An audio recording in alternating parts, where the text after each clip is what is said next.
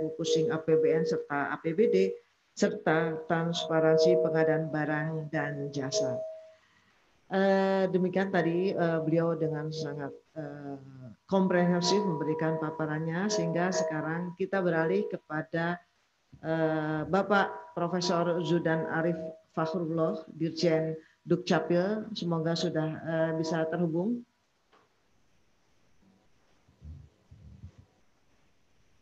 Assalamualaikum Prof. Zudan, Pak Dirjen. Apa sudah dapat terhubung dan bergabung bersama kami? Mohon izin Ibu Moderator, mohon maaf Prof. Zudan lagi menerima dari Kemensos. Mungkin berkenan selanjutnya Bu, izin.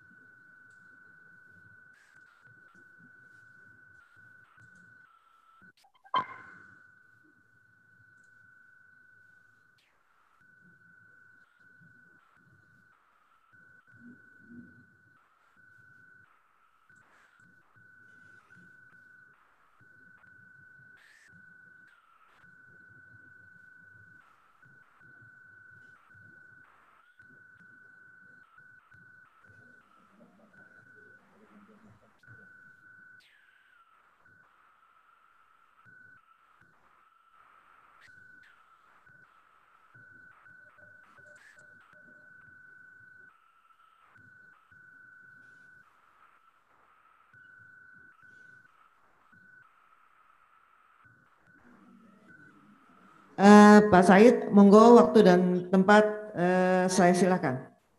Ya baik Bu, saya share terlebih dahulu.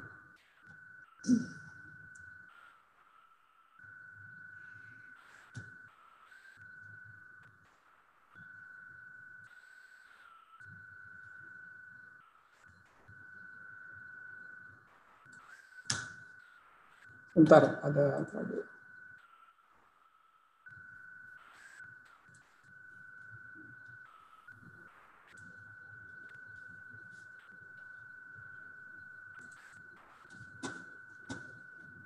Baik, Assalamualaikum warahmatullahi wabarakatuh. Ibu Moderator, Bapak Ibu narasumber yang saya hormati, beserta hadirin sekalian, kami dari Kementerian Sosial akan coba menjelaskan terlebih dahulu. Lipat aja ya. Kedengaran Bu? Bagaimana Bu? Apakah kedengaran? Bagus Pak, suaranya bagus. Oh iya, baik. Saya lanjutkan Bu ya. Jadi proses dulu. Pertama terkait penjelasan tentang data terpadu kesehatan sosial yang mungkin tadi juga sudah disebutkan sama Bu Dani. Seperti apa data terpadu tersebut, bagaimana mekanisme pengelolaannya, serta bagaimana proses update-nya. Kemudian sedikit nanti akan saya bahas terkait bagaimana peran daripada DTKS terkait dengan COVID-19 ini.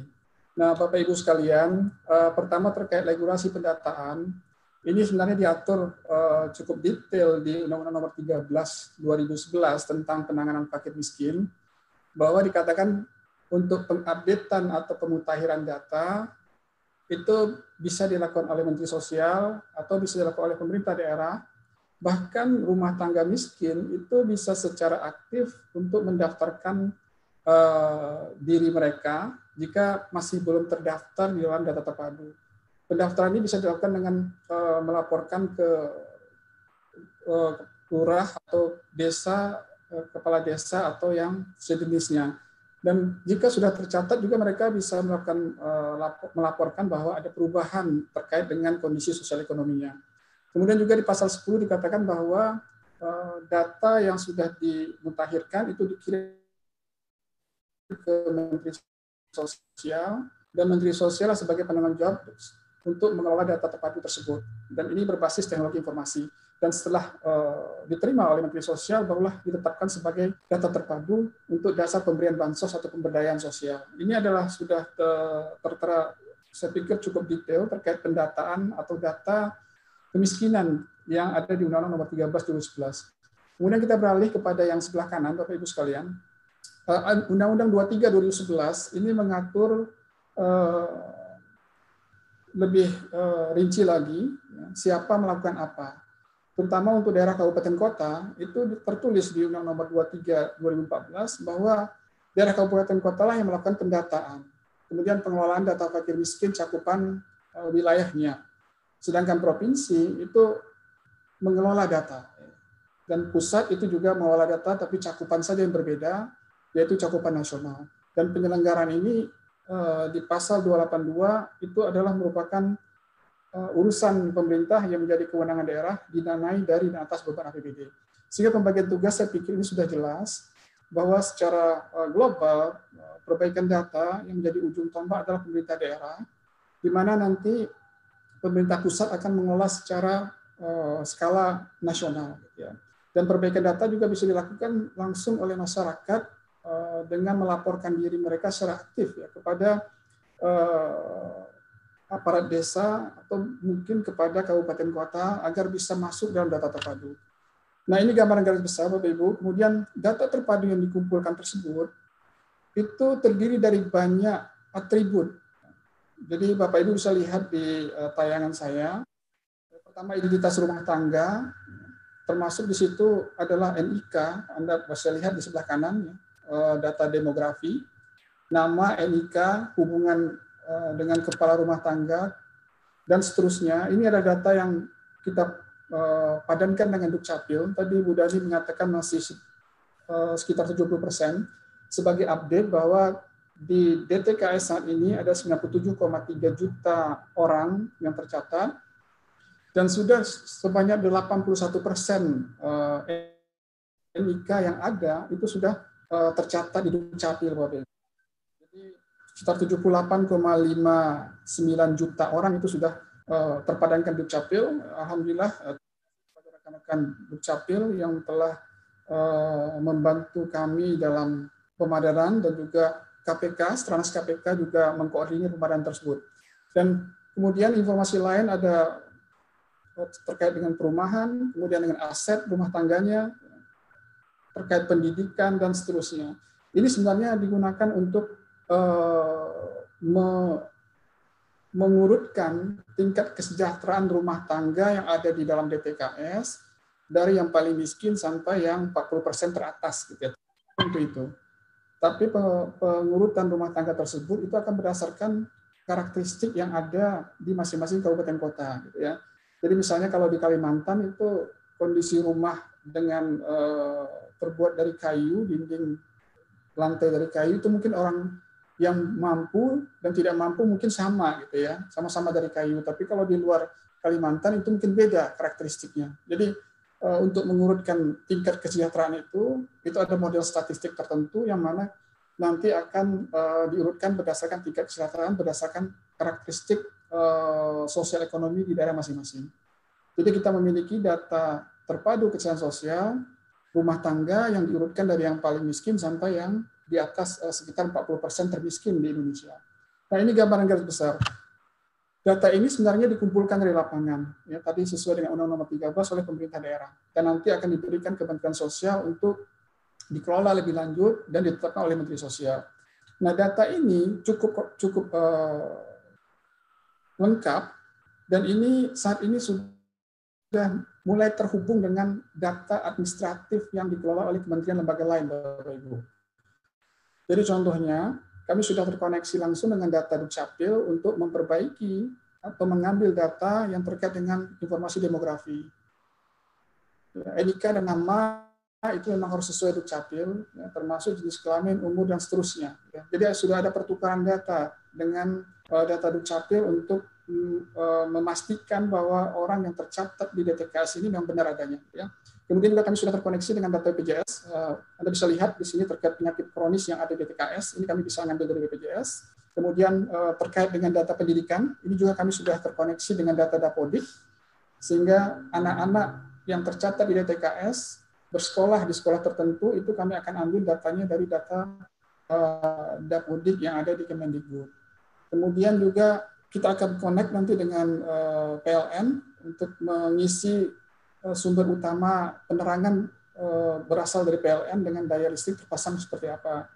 Kemudian terkoneksi juga, ya ini masih ke depan kita akan terkoneksi, misalnya dengan BPJS kita akan bisa tahu bahwa orang tersebut apakah PNS, TNI, Polri atau seperti apa gitu ya. Ini untuk keputusan terkait dengan inclusion error di data terpadu. Nah, ini gambaran garis besar bagaimana data yang ada saat ini sebenarnya bukan hanya dikumpulkan dari lapangan, tapi juga kita memperbaiki dengan melakukan pertukaran data dengan kementerian lembaga lain yang mengelola data administratif yang spesifik memang di bidangnya. Nah, data yang kaya ini kita sudah membuat istilahnya business intelligence, jadi dashboard yang memudahkan untuk terkait dengan perencanaan dan penelitian dan pengembangan. Ini contoh, ini saya ambil wilayah Provinsi Jawa Tengah yang berada di 20% terbawah. Tadi kan diurutkan dari yang miskin sampai ke atas. Jadi desil 2, 20% terbawah. Dan kita lihat bahwa kondisi rumah tangga miskin di sana, itu yang terutama yang terbanyak adalah atapnya genteng, tanah liat, dinding, ini adalah tembok, lantainya semen atau bata merah sebanyak 445.000 rumah. Gitu ya. Dan ini kita bisa identifikasi rumah ini yang mana, berada di desa atau di kelurahan mana, karena kita memiliki data mikro terkait detail yang tadi saya sudah tayangkan. Nah, kemudian kita bisa melihat aspek kombinasi karakteristik bangunan yang ada di sana, gitu ya, secara garis besar ini. Misalnya yang terbanyak tadi genteng tanah liat, itu adalah atapnya, sedangkan lantai itu yang terbanyak bambu ya, sebanyak 817, 710. Dan ini kita bisa lihat sampai level desanya nanti atau kelurahan. Nah, data yang kaya ini tentu akan sangat bermanfaat jika DTKS itu senantiasa diupdate, gitu ya. Paling tidak setahun sekali oleh pemerintah daerah yang setempat. Kemudian DTKS itu sebagai satu data dalam kesejahteraan sosial, Bapak Ibu. Saat ini sudah banyak dipakai. Jadi sebagai contoh, ini yang warna kiri, yang warna merah, ini adalah DTKS yang diurutkan tadi, rumah tangga dari desil terbawah, yang termiskin sekali, sampai ke atas 40% dari total rumah tangga yang ada di kabupaten kota yang bersangkutan, atau di Indonesia. Nah, kalau PKH, itu dia mengambil dari bawah juga, paling bawah, paling miskin, sampai sekitar 18-20%, ya, sekitar 10 juta keluarga yang diambil. Kemudian, bantuan sembako, program sembako, ini atau BPNT mengambil dari bawah juga sampai 20 juta keluarga ke atas, 28%. Dan PBIJK ini hampir semua, 96,8 juta yang ada di DTKS. Dan subsidi listrik ini hampir mengambil semua. Jadi Bapak Ibu bisa lihat dengan satu data kesejahteraan sosial, pemberian bansos, ya, bantuan sosial dan pemberdayaan itu bisa lebih terkontrol. Istilahnya, Anda bisa lihat bahwa semakin miskin rumah tangga tersebut yang berada di bawah, itu maka akan semakin banyak jenis bansos yang mereka bisa dapatkan. Mereka bisa dapatkan PKH, dapatkan bantuan sembako, bantuan kesehatan, listrik, gitu ya. Mungkin nanti akan ada dari pertanian dan seterusnya, ya, dengan menggunakan satu data ini.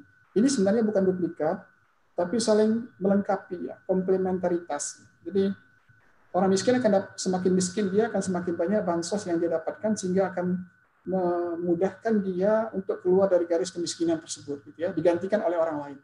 Nah, ini gambaran bagaimana satu data kesehatan sosial bisa saat ini termanfaatkan dengan baik untuk bansos reguler. Kemudian ini adalah mekanisme bagaimana data terpadu Kesos tadi diperbaiki oleh Kemsos dengan berkoordinasi dengan pemerintah daerah, Bapak Ibu. Jadi sebenarnya kami sudah memiliki aplikasi, itu namanya Sistem Informasi Kesejahteraan Sosial Next Generation atau 6NG yang tertulis di sini. Dan seluruh kabupaten kota termasuk provinsi itu bisa login ke sistem tersebut. Login maknanya lah mereka bisa mengelola. Ya, mengelola itu bisa mengunduh datanya, kemudian bisa membuat prelist. Prelist itu daftar rumah tangga awal untuk perbaikan. Ya. Kondisi sekarang setelah diunduh prelist itu mereka akan membawa ke dalam musyawarah desa dan musyawarah kelurahan untuk mendiskusikan terkait orang-orang yang sudah tercatat, apakah layak untuk tercatat di kemudian hari ya, untuk SK Menteri Sosial berikutnya. Nah, di sini juga bisa dilakukan pendaftaran dari masyarakat yang secara aktif ya, mendaftarkan bahwa mereka belum masuk dalam DTKS misalnya. Ya. Pendaftaran bisa dilakukan pada Musdasmuskel atau bisa dilakukan kantor desa, kelurahan atau pada dinas sosial setempat atau Pemda setempat. Nanti akan dibawa ke Musdasmuskel. Kemudian setelah prelist itu ditetapkan di Musdasmuskel, maka akan dilakukan kunjungan ke rumah tangga yang sudah tercatat di prelist tadi. Nah, ini untuk memastikan kondisi yang sosial ekonomi yang tadi saya tanyakan di awal, yang variabelnya cukup, agar nanti apa yang tercatat di DTKS pada periode sebelumnya, itu kalau seandainya ada perubahan, itu bisa diperbaiki pada SK Menteri Sosial pada periode berikutnya. Ya. Nah, hasilnya akan diserahkan kepada Kemsos. Ini kalau di Persatu Data itu ke wali datanya Pemda masing-masing dan akan diserahkan ke wali data yang ada di Kementerian Sosial. Ya, dalam ini pusatnya Kementerian Sosial. Jadi proses dari 1, 2, 3, sampai 6 adalah proses yang ada di pemerintah daerah. Dan setelah dimasuk ke dalam data di Kementerian Sosial, maka kami akan melakukan pembersihan data, yaitu dengan terkoneksi dengan beberapa data administratif, tadi sudah jelaskan dengan Dukcapil, ya, untuk memastikan bahwa orang yang baru terdaftar di DTKS itu memang tercatat di Dukcapil. Ya. Kalau seandainya masih belum tercatat, maka data orang atau rumah tangga tadi akan kami kembalikan ke pemerintah daerah agar mereka melakukan koordinasi dengan Dukcapil setempat untuk melakukan pencatatan. Nah, ini gambaran garis besar Bapak Ibu, dan setelah selesai dibersihkan dengan data administratif, maka di proses 8 akan dilakukan perankingan. Karena bisa jadi ada rumah tangga yang karakteristik sosial ekonominya berubah setelah kunjungan ke lapangan. Sehingga nanti dia berada di urutan keberapa, di kelompok mana, itu akan juga berubah. Dan kemudian barulah keluar SK Menteri Sosial, dan untuk dimanfaatkan sebagai satu data dalam pemberian bansos dan pemberdayaan. Nah, ini gambaran garis besar bagaimana DTKS itu bisa diupdate. Ya. Tahun lalu diupdate setahun 4 kali, tapi tahun sekarang diputuskan bisa diupdate setahun 2 kali, gitu ya, untuk mengakomodir perubahan yang ada. Nah, selanjutnya tadi saya sudah jelaskan bahwa kunjungan ke rumah tangga ini saat ini bisa menggunakan Android, berbasis Android, atau kami sebut dengan 6Droid, 6NG berbasis Android. Karena kunjungan berbasis Android, kami bisa mencatat lokasi rumah tangga miskin itu ada di mana. Kemudian lama wawancara di lapangan itu seperti apa. Termasuk juga foto kondisi rumahnya, foto kondisi yang ada di dalam atribut DTKS tadi ya, kondisi atap, kemudian dinding, dapur, toilet gitu ya, itu juga difoto gitu ya. Sehingga kita bisa melakukan verifikasi apakah data yang tercatat di lapangan itu sama dengan foto yang diambil di lapangan tersebut. Contohnya ini di wilayah Jakarta, di wilayah Jatinegara, Bapak Ibu bisa lihat bahwa letak rumah tangga miskin itu berada di sepanjang sungai, gitu ya. Dan jika diklik salah satu point of interest yang warna hijau, itu akan tayang kondisi rumahnya. Gitu. Jadi akan terlihat secara nyata, gitu ya. Ini memang layak misalnya untuk dapat bansos tertentu, gitu ya. Nah, ini kami sekarang sedang mengencourage pemerintah daerah menggunakan 6Droid. Saat ini sekitar 50 kabupaten kota sudah mengambil data mereka, dan harapan kami tahun ini akan lebih banyak yang menggunakan aplikasi ini. Nah, ini saya berikan kabupaten kota yang paling banyak update. Jadi Bapak Ibu kan bisa lihat pada pengambilan data itu tadi menggunakan aplikasi 6NG. Nah, kami semua hampir sebagian besar sudah terkomputerisasi. Nah, ini yang tercatat di komputer kami. Kabupaten kota yang paling aktif mengupdate data. Jadi saat ini adalah di Kota Bukit Tinggi, diikuti oleh Blitar. Jadi bisa tahu berapa jumlah data di SK dan berapa yang sudah diperbaiki, gitu ya. Dan di sebelah kanan kapan mereka memperbaikinya. Dan ini Bapak Ibu bisa lihat nanti di aplikasi Android. Memang sengaja kami buat aplikasi agar kita bisa sama-sama memantau seberapa aktif kabupaten kota atau Pemda mengupdate data mereka. Nah, ini contoh kabupaten kota yang belum mengupdate data. Jadi ya cukup banyak ya, tapi di bawah 100. Mungkin karena kondisi anggaran atau ada hal tertentu sampai saat ini belum mengupdate data terpadu yang ada di Kementerian Sosial. Nah, di sebelah kiri Anda bisa lihat, bisa unduh data untuk melihat kondisi perbaikan data di wilayah masing-masing, ya, Six Dataku di Google Play Store. Nah, yang terakhir, berikut adalah bagaimana peran DTKS tadi yang sudah saya jelaskan terkait dengan penanganan COVID-19 atau jaringan pengamanan sosial. Tadi sudah disinggung oleh Bu Dani, di Kemsos itu ada bansos reguler, tapi dengan adanya penanganan COVID-19, bansos reguler PKH, program Keluarga Harapan, yang awalnya 9,2 juta, itu ditambah jumlah KPM-nya, keluarga penerima manfaat, menjadi 10 juta. Dan penyalurannya dilakukan setiap bulan. Kemudian kartu sembako, ini juga bansos reguler Kementerian Sosial, yang sebulannya 15,2 juta untuk penanganan COVID ditambah menjadi 20 juta. Indeksnya juga bertambah dari 150.000 menjadi 200.000 per bulan, gitu ya. Nah, khusus yang bansos yang diadakan karena penanganan COVID yang bukan reguler, tadi sudah jelaskan juga, bansos sembako ada 1,3 juta kepala keluarga, 600.000 ini di wilayah DKI dan Bodetabek selama 3 bulan.